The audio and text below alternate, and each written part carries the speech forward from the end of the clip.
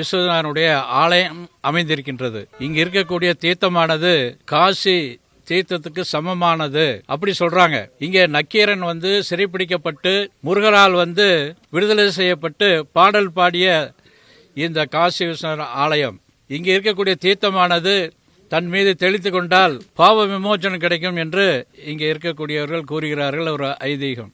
இங்க மேல வர்றதுக்கான எந்த வசதியும் இல்லை. கீழே முருகன் கோவிலுக்கு லட்சக்கணக்கான பேர் வர்றாங்க, பல கோடி வருமானம் வருது. மேலே வர்ற பக்தர்களுக்கு வசதி செஞ்சு கொடுக்கணும். மேலே நடந்து வர்றதுக்கான வசதி இல்லை, தண்ணி வசதி இல்லை, கழிப்பிட வசதி இல்லை.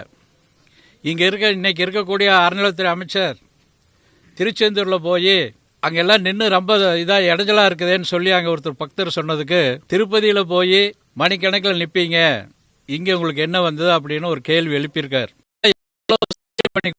வசதி பண்ணி கொடுத்துருக்காங்க, சௌரியமாக உட்காந்துலாம், கழிப்பட வசதி செஞ்சு கொடுத்துருக்காங்க, குழந்தைகளுக்கு வேண்டிய சௌரியங்களை செஞ்சு கொடுத்துருக்காங்க.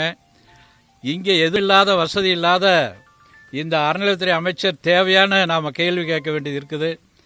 இந்த திருப்பரங்குன்றத்தினுடைய மலை மீது இருக்கக்கூடிய காசி விஸ்வநாதர் கோயிலுக்கு வசதி செஞ்சு கொடுக்கணும். இல்லைன்னா இங்கே இந்து முன்னணியானது மிகப்பெரிய போராட்டம் அறிவிக்கும். இந்த மேலே இந்த மலை மீது இருக்கக்கூடிய தர்காவில் அதை கண்டித்து வருகின்ற மிகப்பெரிய போராட்டம். சார், இங்கே குரங்குகள்லாம் இருக்கு, அதுக்கான ஒரு உணவு தேவைகள் வரக்கூடியவங்கள்ட்ட பருங்குற நிலைமை இருக்கு. இதுக்கு என்ன மாதிரி நடவடிக்கை எடுக்கணும்னு நினைக்கிறீங்க சார்? இங்கே குரங்குகள் நிறைய இருக்குது. அது இந்த குரங்களை பார்த்தா எல்லாமே வத்தி போய் இருக்கின்றது. அதுக்கான வசதிகள், அதுக்கு ஏதாவது ஒரு ஏற்பாடு இந்த வனத்துறை செஞ்சு கொடுக்கணும். அதுக்கு உணவு அளிக்கிற மாதிரியும் தண்ணி, ஏன்னா இங்கே தண்ணி இல்லை. அது அந்த தீர்த்தத்தில் போய் எல்லாம் இது பண்ண வேண்டிய ஒரு சூழ்நிலை இருக்குது. அதுக்கான சௌகரியங்கள் இந்த வனத்துறை பண்ணணும்.